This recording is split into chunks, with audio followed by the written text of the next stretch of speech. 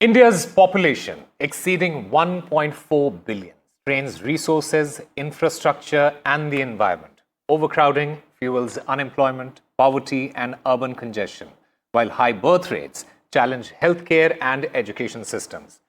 Tonight, we dive into a bold and controversial call from the Andhra Pradesh Chief Minister Chandrababu Naidu, urging families to have more children to combat a looming aging population crisis. Once a champion of family planning in the late 1990s, Chandrababu Naidu now warns that India's demographic advantage it could vanish by 2047 if birth rates keep falling. Now, with the nation already the world's most populous, is this push for population growth a visionary strategy or a risky gamble? We'll try and decode this, but first, let's listen in to what Chandrababu Naidu had to say. You mentioned one very key component of your presentation to Mr. Gates, that is demography. And all of a sudden, you have led the chorus that we should produce more children. And particularly in South India, South Indian states are, not having enough population.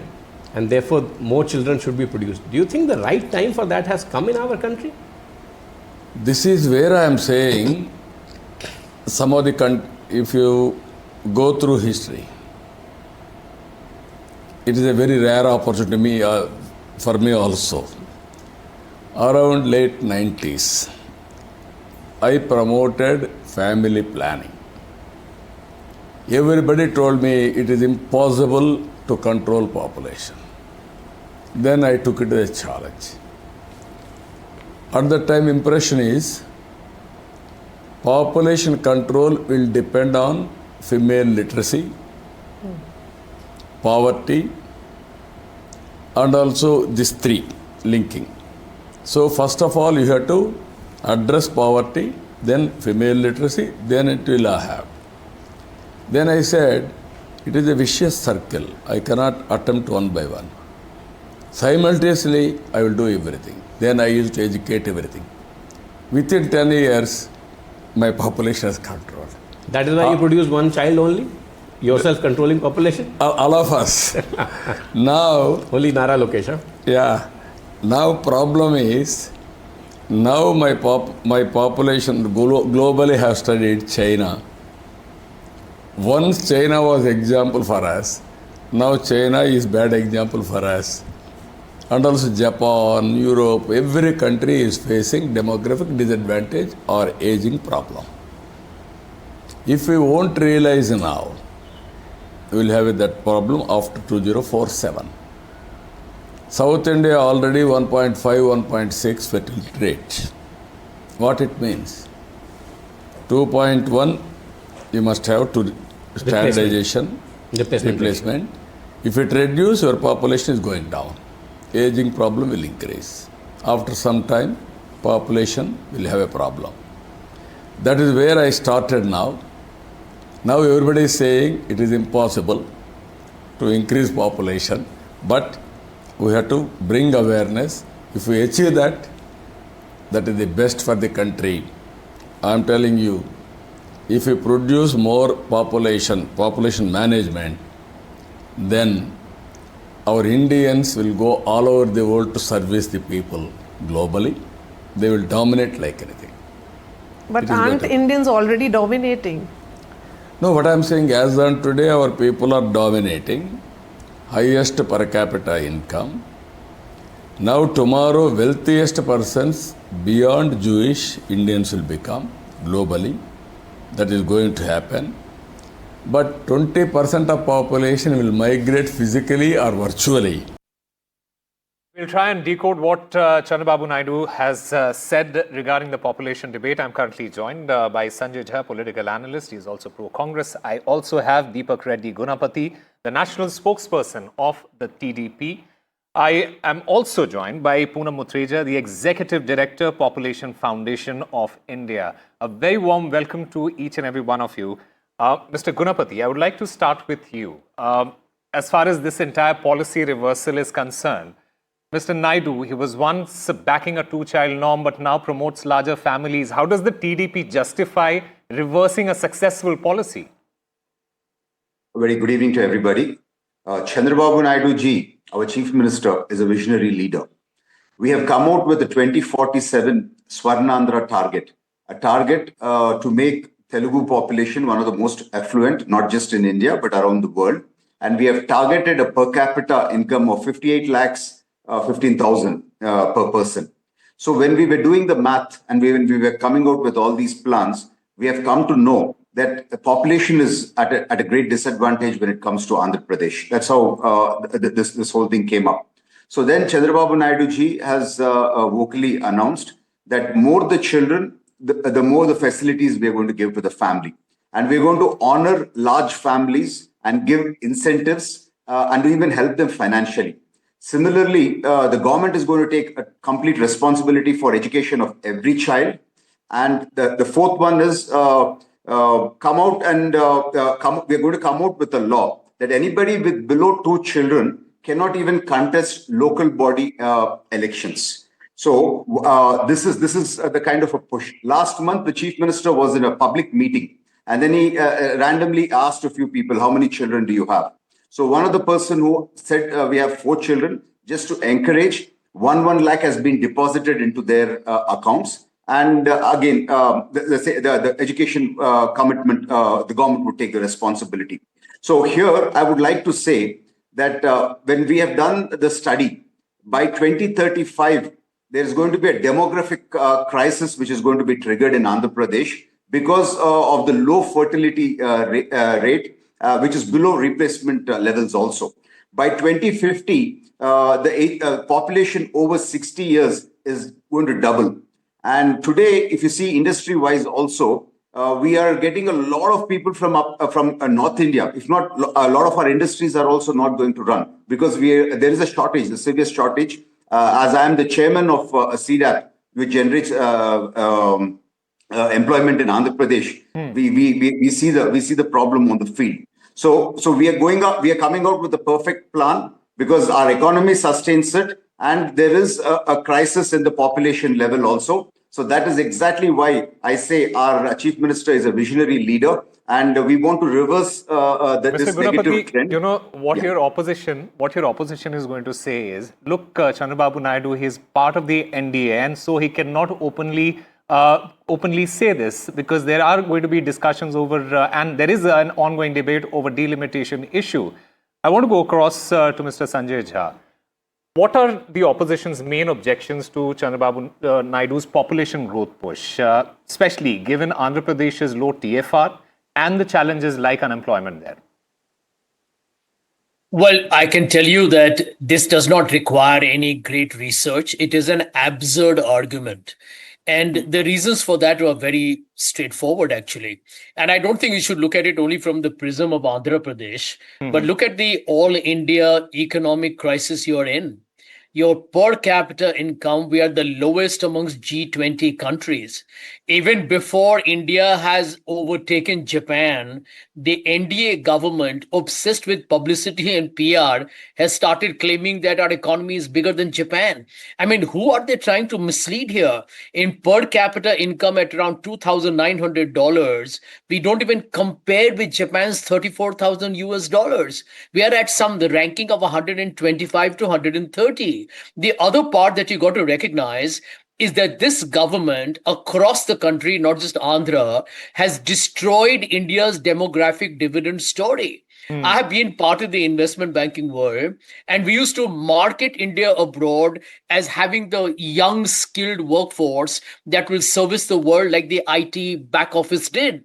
And that advantage has been completely negated because you have high unemployment, and now AI and modern technology is going to further obliterate any chances of a comeback. So this government has failed in terms of the basics of weak economic growth, high level of inequality, destruction of the job market, and worst of all, the fact that you are today providing free food grains to roughly around 800 million people in our country. You're struggling to give people a regular stream of income or a livelihood. Andhra Pradesh cannot act in isolation, right? You're part of the larger Indian narrative. And I just feel that he's probably not understood the statistical dynamic, because the truth is that societies will go through these cyclical changes in population, and people are not having more children because the cost of having children or maintaining them is become expensive. You have seen data that the middle class in India today under Mr. Modi's government is in huge debt.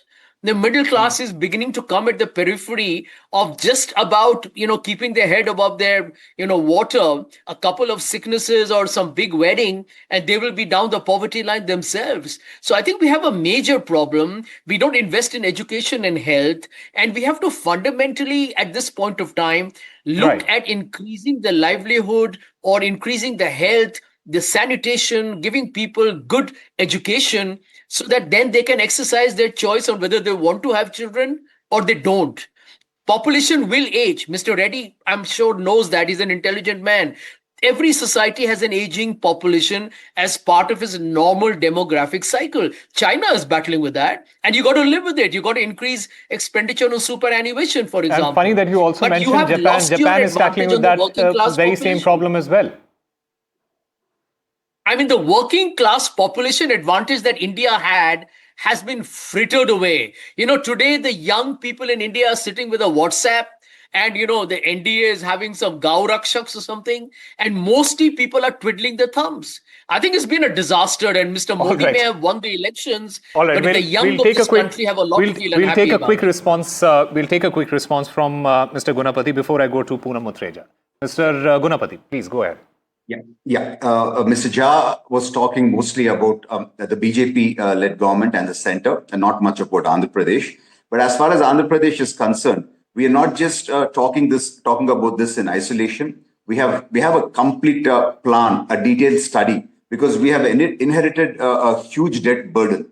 We have to service the old debt burden, and in the last 10 months alone, we have attracted investment over 9.2 lakh crores. So we are going to grow the GSDP, and for that we definitely require higher population, and not just asking people to have children. We're going to incentivize in a way where they would not feel the burden. So that's why we have said, how many ever children you have, it's our responsibility to take care of them as far as education is concerned, so that we can help the family, and those with large families would also be respected and honored. So this is not just for the state of Andhra Pradesh, but we think this is a crucial aspect as far as nation building is concerned. So it's just not a plan, but we are going with a proper action oriented way. All right. Politics aside, let me go across to Poonam Muthreja ji. Poonam ji, I also want to understand this regional disparity that our country has. India, it faces overpopulation in states like Bihar, where the TFR is 2.98, and then you have declining fertility in Andhra Pradesh. How can policies address this disparity without worsening the resource strain in high population areas, according to you? So in the northern part of India, we need to make huge investments in and learn from Andhra Pradesh what they did.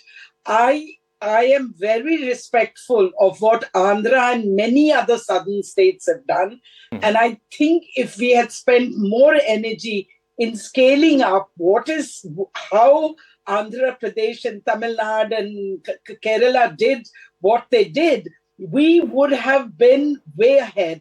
The real issue is not just education. The real issue is also keeping in mind, and so far the conversation hasn't mentioned the women. It is women we are asking them to have more children. Yeah. And I first want to say that whether there's a demographic reason, economic reason, religious reasons, whatever the reasons, nobody can dictate and should consider even dictating to women anything to do with their bodies. And having children is about, it's a complex thing. It's not as simple as giving them money for education and taking care of their children's education. Absolutely. Reproductive choices must remain personal and shaped by individual circumstances. To reduce women to mere instruments of population growth is completely unacceptable, and it won't work. You know, the aspirations of women have changed in India, especially young girls. I think a visionary leader and state like Andhra Pradesh must recognize that. I know that they are working on a population management plan, but it needs a lot of fact checking on what will work, what will not work. And I would like to say that the decision to have children is so complex and influenced by factors, not just education, but incomes, healthcare, gender equality. And no woman wants to have more than, no, I shouldn't say no So, woman. Poonamji, do you feel that Mr. Naidu's push for population growth is to leverage India's demographic dividend? Is it realistic in the truest sense? You know, the real elephant in the room, and I understand political compunctions, but they should not be played on the bodies of women. I'd like to say that the elephant in the room is what Mr. Jha raised, is delimitation. Mr. Naidu is worried, and rightly so. So though there are very good solutions, you know, we have a freeze right now, which we had a freeze in 1976, which continues. Mr. Chandrababu Naidu would give great service, not just to his state, but the entire southern India. He has the convening role today as an NDA partner to find a good solution where delimitation, where states like Andhra that have done so well should not be penalized, and that should be the principle within which we work, and no politicians or political parties should play politics. It is for the future of India, and it is something that we need to debate, discuss seriously, bring in the demographers, bring in the experts. This is not child play. It's too absolutely, and an issue. these are very important points that you have raised, Poonamji. I want to get a final word from both the other guests, Mr. Gunapati and Mr. Jha. Mr. Deepak Gunapati, when this entire debate about political versus demographic goals comes up, how does the TDP separate its population growth push from concerns about southern states losing the parliamentary seats post-delimitation? Yeah, definitely. We are really concerned about the delimitation aspect, but there's nothing much we can do about it in a short span. But on a longer period, yes, we can probably retain our interest. But what I would like to point out here is the point raised by the lady earlier. We're not just looking at the women's issue in an angle where we're going to push things onto them, but we are looking at Andhra Pradesh is the only state which has now come up with something called a happiness index, where we're going to take care of the health of the people and we're reskilling them. And even in rural areas, we don't want the children to get educated and go abroad or go to other cities, but have some kind of a small businesses in a rural area where they can be, where the child can be with the families. So we are looking at it in a very detailed manner, and we're pretty confident that we're going to address this issue in a way which would actually make sense. Okay, Mr. Sanjay Jha, your final words and thoughts on this entire debate, and especially what Poonam Muthreja ji also mentioned. How would the opposition then prevent policies like third child incentives from deepening the poverty or limiting women's reproductive choices here? Let me tell you the truth. I think Poonam ji has basically said what needs to be debated. It's not just an economic issue. That argument is very straightforward. I'll tell Mr. Reddy, instead of increasing the denominator of the population size, increase productivity. You don't need more people. You just need to enhance productivity to get your GDP output that you want for the state. And if you look at your parameters, Mr. Reddy, I've seen them for Andhra.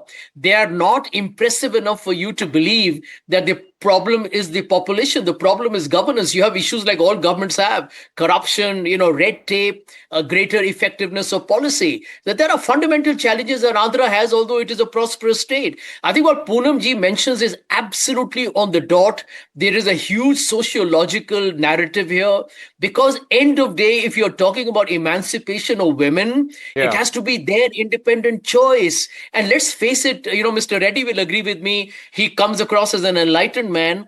I don't know whether he truly agrees with what Mr. Naidu has said. But today, for example, we got to accept this truth that the only way society progresses is when you don't create these gender discrimination, because ultimately it's the women who have to bear the child. There are so many women who have to get out of the job market. There are so many women who actually suffer all kinds of physical ailments and even mental depressions. It's a very complex subject. And I don't think we should treat this casually as some kind of an arithmetical model to say we need more population, because that is directly correlated to GDP. And I want to make one point. Can anybody deny that we are the most population nation in the world, but we fail to leverage our workforce? Okay, so we are running short of time. Poonam ji and Deepak ji. Okay, one very quick response from the both of you. Poonam ji, you wanted to say something. Yes. TDP is a champion on women's rights. We were the first to get a resolution. Mr. Gunapati, I'll come to you. Poonam ji, please make your point, and then we'll have a remark from Mr. Gunapati. There are many other things Andhra can do, and I'll give only one example. The infant mortality rate for Andhra Pradesh is 22, which is lower than the national average, which is 26. But if you make sure every child survives, look at the number of additional children you will have. Okay. And there are many other suggestions we could make. Right. Mr. Gunapati, very quickly, sir. Yes, we have one of the best Anganwadi system. Right from when the lady is pregnant, we take care of them. And Andhra Pradesh was the first state in India to give equal property rights to women.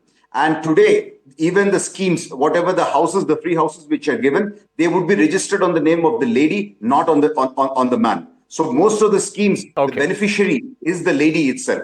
So you've done well. That's why your fertility. We all agree. We all agree to a lot of these points that have been made on the show, but many questions they still remain. How can India align population growth with Andhra Pradesh, in particular's 2.4 trillion economic goal by 2047, while also managing resource constraints there? A very big thank you to all of you, and I'm sure this entire conversation, entire debate will continue further as well. Thank you very much.